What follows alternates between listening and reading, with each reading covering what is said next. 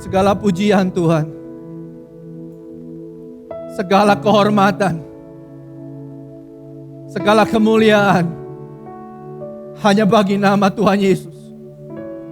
Hanya bagi-Mu Tuhan setiap kami hidup.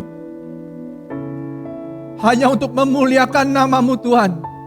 Kami ada Tuhan. Bapa, ini kami Tuhan, anak-anak-Mu Tuhan. Pakai kami Tuhan untuk terus menjadi berkat Tuhan bagi banyak orang dan memuliakan nama-Mu di atas muka bumi ini. Terima kasih Bapa. Kami mengucap syukur untuk kesempatan untuk kami kembali boleh beribadah pada hari ini. Sekali lagi Bapa, segala pujian, hormat, dan kemuliaan hanya bagi nama Yesus Kristus Tuhan. Amin. Terima kasih.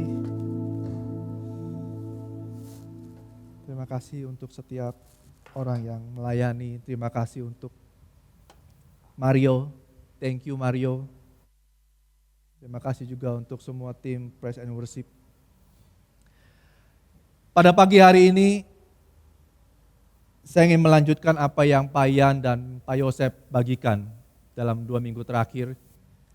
2 minggu yang lalu, Pak Ian berbicara mengenai karakter di dalam rumah. Minggu yang lalu Pak Yosef berbicara mengenai regenerasi dari Musa kepada seorang bernama Yosua. Dan pada hari ini saya ingin membagikan mengenai pentingnya sebuah karakter. Sebelum kita berbicara lebih lanjut mengenai pentingnya karakter dalam sebuah generasi, maka terlebih dahulu kita mungkin perlu sama-sama mengerti apa itu karakter. Apa sesungguhnya karakter itu? Apakah karakter itu adalah satu perbuatan yang kita lakukan berulang-ulang setiap hari? Apakah karakter itu berbicara mengenai temperamen dalam kehidupan kita? Apakah karakter itu adalah sebuah kepribadian yang mungkin sering kali kita dengar kata-kata itu dalam kehidupan kita? Mari kita sama-sama belajar. Apakah itu temperamen? Seorang dokter bernama Aleus Galenus pada tahun 120 Masehi mulai menyatakan mengenai temperamen menjadi 4 bagian atau 4 macam temperamen yang disebut dengan melankolis, sanguin, kolerik dan juga pragmatis. Yang kemudian ditegaskan lebih lanjut oleh seorang bernama Hippocrates. Seorang psikolog bernama Carl Gustav Jung atau C.G. Jung menyatakan temperamen menjadi introvert, extrovert dan juga ambivert. Apakah temperamen itu sebenarnya? Temperamen adalah satu sifat-sifat manusia yang dibawa sejak ia dilahirkan. Dan mereka para ahli sedang membaginya. Kalau ditanya saya mungkin adalah berdasarkan mereka, pembagian mereka mungkin saya adalah seorang yang melankolis dan juga seorang yang introvert. Tapi apakah itu karakter? Kita akan berbicara lebih lanjut. Lalu setelah temperamen, apa itu kepribadian? Kepribadian adalah satu kumpulan sifat-sifat manusia yang merupakan gabungan dari temperamen dan juga pengaruh dari lingkungan yang ada. Jadi kalau saya berbicara mengenai temperamen saya adalah seorang melankolis dan introvert, saya akan menjadi orang yang cenderung lebih suka seorang diri, tidak terlalu ingin banyak berbicara, lebih menyukai sesuatu yang sifatnya rutinitas, tidak ingin mencoba sesuatu yang baru. Itulah sebabnya saya lebih suka ada di rumah, tidak banyak berbicara, karena saya lebih cenderung ingin memikirkan segala sesuatunya seorang diri. Itu adalah temperamen saya. Tapi ketika saya ada di dalam satu lingkungan, di mana orang-orang yang ada di sekitar saya, orang-orang yang suka berbicara, suka berbagi sesuatu, suka ngomong sana, ngomong sini, maka terbentuklah satu kepribadian dalam hidup saya adalah seorang yang suka berbicara. Kepribadian adalah berasal dari satu kata persona yang artinya topeng. Bukan berarti bahwa kita ingin menjadi sesuatu, menutupi segala sesuatu yang ada dalam diri kita, bukan. Tapi kepribadian adalah sifat-sifat yang terbentuk karena adanya pengaruh lingkungan sekitar. Jadi kalau ditanya kembali sesungguhnya saya suka berbicara apa enggak? Saya lebih suka berdiam diri. Tapi karena lingkungan Yang ada di sekitar saya orang-orang yang suka berbicara, orang-orang yang suka melayani, maka saya memiliki kepribadian suka berbicara dan suka melayani. Hanya itu. Itulah yang disebut dengan kepribadian. Lalu apakah yang disebut dengan karakter? Karakter adalah sifat-sifat manusia yang terbentuk karena adanya satu proses pembelajaran mengenai apa yang benar dan apa yang dipercayainya. Jadi ketika saya melayani dan ditanya oleh orang, kenapa kau melayani? Gak tahu. Ya karena teman-teman saya melayani, karena orang di kiri saya melayani, orang di kanan saya melayani, maka saya melayani. Maka yang saya lakukan adalah, maka yang terbentuk dalam hidup saya adalah satu kepribadian. Bukan sebuah karakter, sekalipun itu dilakukan selama bertahun-tahun lamanya. Tetapi ketika orang bertanya, kenapa kamu melayani? Dan saya berkata, karena ini yang benar yang saya percaya dalam hidup saya. Bahwa setiap orang yang percaya, yang mengenal Tuhan, dipanggil untuk melayani seorang kepada orang yang lain. Untuk menyatakan kasihnya kepada sesamanya. Dan untuk menyatakan betapa baiknya Tuhan bagi setiap mereka. Ada satu nilai yang tinggal, yang menjadi alasan mengapa saya melayani. Maka itulah yang disebut dengan sebuah karakter. Ada orang yang banyak memberi dan suka memberi, tapi ketika ditanya kenapa kau memberi? Tahu, karena saya uangnya banyak, karena saya berkelimpahan, karena saya pengen memberi saja. Karena teman-teman saya juga memberi. Maka itu bukanlah sebuah karakter. Itu adalah sebuah kepribadian. Tapi ketika ada orang ditanya, kenapa kau memberi? Karena Tuhan sudah memberkati saya. Saya dipanggil oleh Tuhan untuk memberkati orang-orang yang ada di sekitar saya. Karena itu yang benar, yang harus saya lakukan dalam kehidupan saya. Maka itu yang disebut dengan karakter. Jadi perbedaannya adalah adanya sebuah nilai yang tinggal di dalam setiap perbuatan yang kita lakukan dalam kehidupan kita. Mari kita buka di Matius 4 ayat 1 sampai 11. Saya akan baca firman Tuhan untuk Bapak Ibu Saudara semua. Maka Yesus dibawa oleh Roh ke padang gurun untuk dicobai iblis. Dan setelah berpuasa 40 hari dan 40 malam, akhirnya laparlah Yesus. Lalu datanglah si pencoba itu dan berkata kepadanya, jika engkau anak Allah, perintahkanlah supaya batu ini menjadi roti. Tetapi Yesus menjawab, ada tertulis, manusia hidup bukan dari roti saja, tetapi dari setiap firman yang keluar dari mulut Allah. Ayat yang kelima, kemudian iblis membawanya ke kota suci dan menempatkan dia di bumbungan bait Allah, lalu berkata kepadanya, jika engkau anak Allah, jatuhkanlah dirimu ke bawah, sebab ada tertulis, mengenai engkau, ia akan memerintahkan malaikat-malaikatnya dan mereka akan menatang engkau di atas tangannya, supaya kakimu jangan terantuk kepada batu. Yesus berkata kepadanya, ada pula tertulis, janganlah engkau mencobai Tuhan Allahmu. Ayat ke-8, dan iblis membawanya pula ke atas gunung yang sangat tinggi dan memperlihatkannya kepadanya semua kerajaan dunia dengan kemegahannya. Dan berkata kepadanya, semua ini akan kuberikan kepadamu jika engkau sujud menyembah aku. Maka berkata Yesus kepadanya, enyahlah iblis. Sebab ada tertulis, engkau harus menyembah Tuhan Allahmu dan hanya kepada Dia sajalah engkau berbakti. Lalu iblis meninggalkan dia dan lihatlah malaikat-malaikat datang melayani Yesus. Apa yang dikisahkan di dalam Matius mengenai apa yang diucapkan oleh Yesus, inilah menggambarkan sebuah karakter yang kita orang-orang percaya perlu miliki dalam kehidupan kita. Kalau Bapak Ibu Saudara perhatikan di ayat yang keempat, Tuhan Yesus menjawab ketika ia dicobai. Jawaban Tuhan Yesus simpel. Ada tertulis, manusia hidup bukan dari roti saja, tetapi dari setiap firman yang keluar dari mulut Allah. Dari manakah perkataan Yesus ini berasal? Perkataan ini berasal dari Ulangan 8 ayat yang ketiga. Jadi ia merendahkan hatimu, membiarkan engkau lapar dan memberi engkau makan mana, yang tidak kau kenal dan juga tidak dikenal oleh nenek moyangmu, untuk membuat kau mengerti bahwa manusia hidup bukan dari roti saja, tetapi manusia hidup dari segala yang diucapkan Tuhan. Kalau Bapak Ibu Saudara lanjut di ayat yang ke-7, dikatakan Tuhan Yesus berkata, ada tertulis, janganlah engkau mencobai Tuhan Allahmu. Dari manakah perkataan Tuhan ini berasal? Ini pun berasal dari kitab Ulangan 6 ayat 16. Yang berkata, janganlah engkau mencobai Tuhan Allahmu seperti kamu mencobai Dia di masa. Lalu ayat yang ke-10 ketika Tuhan Yesus berkata, sebab ada tertulis, engkau harus menyembah Tuhan Allahmu dan hanya kepada Dia sajalah engkau berbakti. Dari manakah ini berasal? Dari kitab Ulangan 6 ayat 13. Engkau harus takut akan Tuhan Allahmu, sebab kepada Dia haruslah engkau beribadah dan demi namanya haruslah engkau bersumpah. Jadi apa yang diperkatakan oleh Tuhan Yesus pada waktu Ia menjadi manusia di bumi, semuanya berasal dari apa yang difirmankan Tuhan di dalam kitab suci. Apa yang Tuhan lakukan itu bukan berasal dari dirinya sendiri ketika Dia ada di muka bumi. Itu berasal dari Bapa di surga.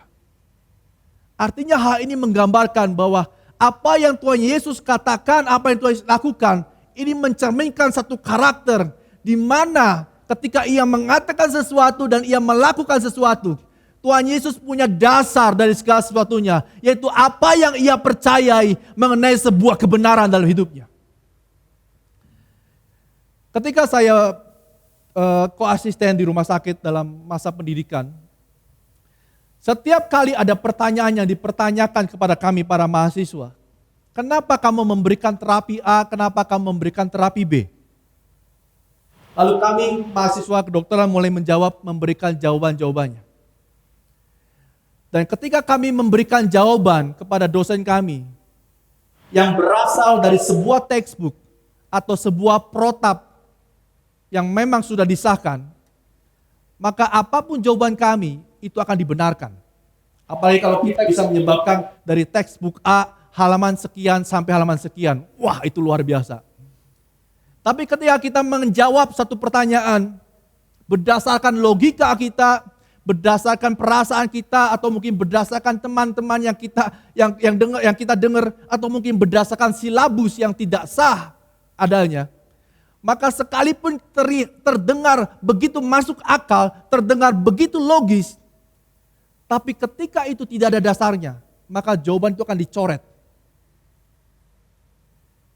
Kalau boleh dikatakan, seandainya kami harus memberikan terapi kepada orang sakit, kalau pasien tersebut pada akhirnya meninggal, asalkan apa yang kami lakukan sesuai dengan textbook dan protap yang sudah ditetapkan, maka kami akan dibenarkan oleh karena textbook dan protap tersebut.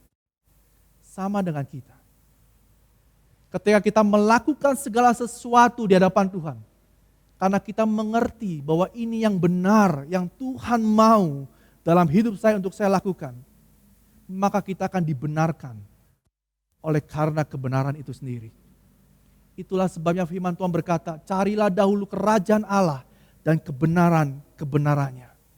Carilah dulu kerajaan Tuhan dan nilai-nilai yang benar dalam hidupmu. Kenapa Tuhan berbicara demikian? Karena ketika kita menjadi orang yang percaya, yang hidup, yang melakukan sesuatu, mengatakan sesuatu, yang punya dasar nilai kebenaran, apa yang benar, yang dituliskan, yang dikatakan di dalam Alkitab, yang Tuhan maksudkan. Maka ketika kita melakukan itu dan punya itu semua, maka kita akan menjadi orang-orang percaya yang hidupnya penuh dengan karakter Kristus. Bukan lagi kata orang, bukan lagi kata lingkungan, bukan lagi kata siapa-siapa, tapi karena kebenaran yang Tuhan sudah nyatakan dalam kehidupan kita. Apa bedanya kebenaran ini dengan perkataan-perkataan positif lainnya? Mungkin sebagai kita berkata tidak ada bedanya. Tapi kebenaran, nilai-nilai kebenaran yang ada dalam firman Tuhan berbeda dengan perkataan-perkataan positif ketika Bapak Ibu Saudara mendengar ada di seminar A, seminar B, seminar C, dan yang lainnya. Apa bedanya? Mari kita buka di Roma 1 ayat yang ke-16. Sebab aku mempunyai keyakinan yang kokoh dalam Injil. Karena Injil adalah kekuatan Allah yang menyelamatkan setiap orang yang percaya pertama-tama orang Yahudi tetapi juga orang Yunani. Karena Injil atau nilai-nilai kebenaran yang ada dituliskan di dalam firman Tuhan, di dalam Alkitab, itu bukan cuma sekedar perkataan saja. Bukan cuma kata-kata atau kalimat yang manis. Tapi itu adalah kekuatan Tuhan yang akan merubah hidup setiap Bapak Ibu Saudara dan juga saya. Tanpa kekuatan yang dari Tuhan, tanpa Injil, tanpa firman Tuhan, maka hidup kita sulit untuk berubah. Tapi ketika kebenaran itu masuk dalam hidup kita renungkan dan kita lakukan, maka akan ada satu kekuatan yang untuk membuat kita memiliki karakter-karakter yang benar dalam hidup kita. Dulu saya seringkali mengajarkan pada anak saya begini. Apa yang menjadi passion kamu? Kejar dan lakukan. Anak saya cerita, saya suka ini Pak. Saya bilang, kalau itu passion kamu, kejar dan lakukan. Tapi saya berhenti mengatakan kata-kata itu sejak 9 tahun yang lalu. Di suatu hari saya mulai menyadari, kalau saya terus memperkatakan ini kepada anak-anak saya, maka kami yang sedang kami lakukan sebagai orang tua adalah hanya membentuk anak saya, anak-anak kami menjadi dirinya sendiri. Bukan itu yang kami ingin lakukan dalam kehidupan mereka. Yang kami ingin lakukan adalah membentuk hidup mereka untuk bisa memiliki karakter Kristus dalam kehidupan mereka. Jadi kita tidak lagi bisa berdalih dalam hidup kita. Kan saya orangnya melankolis. Saya nggak bisa berbicara, jadi saya nggak perlu berbicara. Kan saya orangnya sanguis, saya nggak bisa keteraturan. Jadi ya kalau harus kerja di belakang meja saya nggak bisa. Atau mungkin saya orangnya kolerik, harus bermanis-manis, berbicara dengan baik, saya nggak bisa. Dan sebagainya. Kalau itu yang terjadi dalam kehidupan kita, maka kita sedang hidup berdasarkan temperamen atau mungkin kepribadian yang ada berdasarkan lingkungan sekitar kita. Tapi yang Tuhan mau adalah apapun temperamenmu, apapun lingkunganmu, jadilah seperti apa yang Tuhan mau. Miliki karakter Kristus dalam hidup kita. Sekalipun saya introvert, sekalipun saya melankolis, saya nggak mau berbicara, saya nggak suka berbicara, merasa tidak nyaman untuk berada di atas di atas panggung dan berbicara di depan banyak orang. Pilihannya ada di tangan saya. Apa saya mau hidup berdasarkan temperamen saya, atau saya mau hidup untuk menjadi seperti Kristus hidup. Karena di Alkitab tidak ada sangun, tidak ada melankolis, tidak ada pragmatis. Yang ada cuma satu, karakter Kristus. Itulah sebabnya ketika saya mulai menyadari bahwa hidup saya sebagai orang yang percaya, saya nggak bisa lagi berkata, diam itu emas. Itu dunia yang bilang. Tapi firman Tuhan mengatakan, pergilah, jadikanlah semua bangsa muridku dan baptislah mereka dalam nama Yesus. Artinya setiap kita orang percaya dipanggil untuk bisa berkata-kata dimanapun berada, di depan 10 orang, di depan 100 orang, kita harus menjadi pribadi yang punya karakter untuk bisa bersaksi, menceritakan kabar baik dari keselamatan kepada banyak orang. Ini yang dimaksud dengan karakter. Enggak mudah. Ketika saya harus menjalani ini, saya harus berlatih sedikit demi sedikit. Saya pernah bersaksi, saya dulu orang yang gagap. Saya nggak pandai berbicara, saya harus belajar. Saya mulai belajar berkata-kata di depan 4 tembok kamar kos pada waktu itu. Saya mulai berkata-kata di depan cermin. Saya mulai mencari satu postur, satu gaya, satu penekanan untuk saya bisa berbicara kepada banyak orang. Sedikit demi sedikit belajar. Karena apa yang mau saya kejar adalah saya ingin menjadi orang yang serupa dan segambar dengan Kristus. Memiliki karakter Kristus. Dan sejak 9 tahun yang lalu saya mulai berkata kepada anak-anak saya, kalau kamu tahu itu passion yang dari Tuhan, yang kamu harus lakukan, kejar. Bukan lagi menjadi dirimu sendiri, tapi jadilah seperti apa yang Tuhan kehendaki dalam hidupmu. Apa yang Tuhan mau untuk setiap kita, jadilah seperti itu.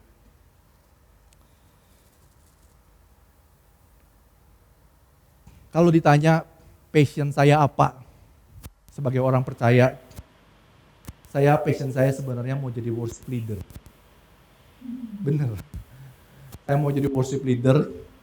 Saya pengen seperti Bang Josman, Mario, Oni, dan teman-teman yang lain yang bisa memimpin pujian, memimpin musik. Buat saya itu adalah cita-cita pertama kali ketika saya mengenal Tuhan bertobat. Itu kerinduan yang pertama kali muncul. Dan sampai hari ini pun ada. Tapi dalam perjalanannya saya mencoba melatih, mulai memimpin pujian. Di hati saya cuma ngerasa bahwa apa yang Tuhan mau bukan ini dalam hidup saya. Sampai akhirnya saya mulai menemukan, saya dipanggil Tuhan untuk saya bisa mengajar, memberitakan sesuatu untuk membuat orang lain mengerti dan menjadi berkat buat orang lain melalui pengajaran. Awalnya saya masih bersikeras bahwa saya mau jadi worship leader. Tapi apa ya, ketukan saya nggak tahu, nada juga saya nggak tahu, tinggi rendahnya ada di mana. Jadi banyak hal keterbatasan. Walaupun mungkin belajar bisa, tapi saya pikir biar itu menjadi bagian orang-orang yang memiliki panggilan di sana. Yang pasti sampai hari ini saya tahu bahwa itu bukan panggilan saya yang harus saya kejar dalam hidup saya. Dan ketika saya menjalani untuk saya bisa mulai mengajar sedikit demi sedikit, awalnya biasa saja.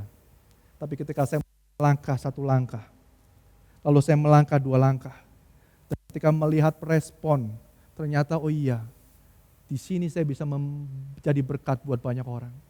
Akhirnya saya berkata, Tuhan, saya terima panggilan Tuhan. Saya nggak mau lagi ngotot ada di sini. Artinya itu bukan tempat yang saya harus injak. Biar itu adalah bagian yang Tuhan tetapkan bagi orang-orang yang terpanggil. Tapi biar saya ada di sini. Kalau ditanya, saya juga pengen jadi seorang businessman. Seorang pengusaha seperti pengusaha-pengusaha lain yang sukses. Tapi sekali lagi, panggilan Tuhan berbeda. Kalau hari ini saya jadi seorang dokter, ya karena ini panggilan Tuhan. Apakah saya suka melakukan semua itu? Saya suka sampai hari ini dan saya menikmatinya. Nggak ada yang salah dengan panggilan. Doa saya adalah panggilan yang Tuhan tetapkan sama seperti passion yang saya punya. Tapi pada kenyataannya tidak semua panggilan yang Tuhan berikan, yang Tuhan sediakan, sesuai atau sama dengan passion yang saya punya. Kalau hari ini, kalau Bapak Ibu Saudara tanya sama, hari ini masih mau jadi worship leader gak? Mau! Tapi kalau udah nggak ada orang, kalau Mario udah nggak ada, mungkin siapa, Oni udah nggak ada, Bang Josman nggak ada, siapa nggak ada, udah nggak ada dan harus terpaksa, biarlah. Tapi terimalah saya apa adanya. Dengan nada, dengan ketukan yang ada, ini saya. Tapi poinnya buat saya adalah, mari kita tidak sedang menjadi diri kita sendiri. Kita sama-sama bertumbuh menjadi seperti serupa segambar dengan Kristus dalam hidup kita. Yang terakhir yang saya bagikan adalah, mari kita buka di Bilangan 13 ayat 31. Sampai ayat 33 saya akan baca untuk Bapak Ibu Saudara semua. Tetapi orang-orang yang pergi ke sana bersama-sama dengan dia berkata, kita tidak dapat maju menyerang bangsa itu, karena mereka lebih kuat daripada kita. Juga mereka menyampaikan kepada orang Israel kabar busuk tentang negeri yang diintai mereka dengan berkata, negeri yang telah kami lalui untuk diintai adalah suatu negeri yang memakan penduduknya. Dan semua orang yang kami lihat di sana adalah orang-orang yang tinggi perawakannya. Juga kami lihat di sana orang-orang raksasa, orang enak yang berasal dari orang-orang raksasa. Dan kami lihat diri kami seperti belalang dan demikian juga mereka terhadap kami. Ini adalah perkataan 10 orang dari 12 orang pengintai yang dikirim oleh Musa untuk mengintai tanah Kanaan. Setelah 12 orang ini masuk ke tanah perjanjian, tanah Kanaan, mereka berkeliling dan mereka melihat betapa baiknya. Tapi betapa juga mengerikannya orang-orang di sana. Mereka pulang, 12-12. Dan waktu mereka pulang, 10 orang ini berkata, enggak mungkin kita mengalahkan mereka. Karena mereka melihat lingkungan di sana begitu mengerikan, orang-orang di sana begitu mengerikan. Tapi ada 2 orang dari 12 orang ini, nama Yosua dan Kaleb. Mari kita buka di Bilangan 14 ayat 6 sampai ayat yang ke-10. Tetapi Yosua bin Nun dan Kaleb bin Yefune, yang termasuk orang-orang yang telah mengintai negeri itu, mengoyakkan pakaiannya dan berkata kepada segenap umat Israel, negeri yang kami lalui untuk diintai itu adalah luar biasa baiknya. Ayat yang ke-8. Jika Tuhan berkenan kepada kita, maka Ia akan membawa kita masuk ke negeri itu dan akan memberikannya kepada kita, suatu negeri yang berlimpah-limpah susu dan madunya. Hanya janganlah memberontak kepada Tuhan dan janganlah takut kepada bangsa negeri itu. Sebab mereka akan kita telan habis. Yang melindungi mereka sudah meninggalkan mereka. Sedang Tuhan menyertai kita. Janganlah takut kepada mereka. Lalu segenap umat itu mengancam hendak melontari kedua orang itu dengan batu. Tetapi tampaklah kemuliaan Tuhan di kemah pertemuan kepada semua orang Israel. Dari 12 pengintai yang dikirim, 10 orang takut. Hanya 2 orang yang berani berkata, jika Tuhan berkenan kepada kita, jika Tuhan menyertai kita. Saudara bisa bayangkan, 10 orang ini, 10 orang yang dipengaruhi oleh lingkungan, oleh keadaan sekitar. Tapi karena 10 orang ini, satu generasi tidak masuk ke tanah perjanjian. Tapi karena 2 orang inilah, Yosua dan Kaleb, orang-orang yang memiliki karakter, yang tahu siapa Tuhannya, yang tahu apa yang benar dalam hidupnya, bahwa ketika Tuhan memerintahkannya, Tuhan menyertai kita. Ketika Tuhan membawa kita, Tuhan ada bersama-sama dengan kita. Itu kebenarannya. Dan 2 orang ini adalah 2 manusia yang memiliki karakter, nilai, kebenaran dalam hidupnya. Dan 2 orang inilah yang berhasil membawa sebuah bangsa masuk ke dalam tanah perjanjian. Itulah sebabnya tema hari ini adalah betapa pentingnya sebuah karakter di dalam sebuah generasi. Tanpa karakter, maka generasi akan hilang dari panggilan Tuhan. Tapi ketika satu generasi memiliki karakter-karakter Kristus, maka kita akan menjadi orang-orang yang akan berjalan di tengah gurun yang tandus sekalipun. Dan kita akan terus berjalan memasuki tanah perjanjian yang Tuhan sudah sediakan bagi setiap kita. Demikian juga dengan kita. Mari kita menjadi satu generasi yang bukan hanya melakukan apa yang dunia lakukan atau orang-orang sekitar lakukan. Tapi marilah kita menjadi generasi yang punya karakter, yang punya nilai-nilai kebenaran di dalam setiap hidup kita. Amin. Mari kita tundukkan kepala dan kita berdoa. Bapa, ini kami Tuhan, satu generasi yang mau percaya kepadamu Tuhan. Bapa, pakai setiap kami Tuhan. Tidak luput satu orang pun Tuhan. Nyatakan isi hatimu kepada setiap kami. Sehingga kami tahu apa yang benar, yang perlu kami lakukan dalam kehidupan kami. Sehingga pada akhirnya kami menjadi serupa dan segambar dengan Kristus dalam hidup kami Tuhan. Kami mau menjadi orang-orang yang memiliki karakter Kristus dalam hidup kami. Terima kasih Tuhan. Terima kasih Bapa. Di dalam nama Tuhan Yesus, kami berdoa dan kami mengucap syukur. Amin.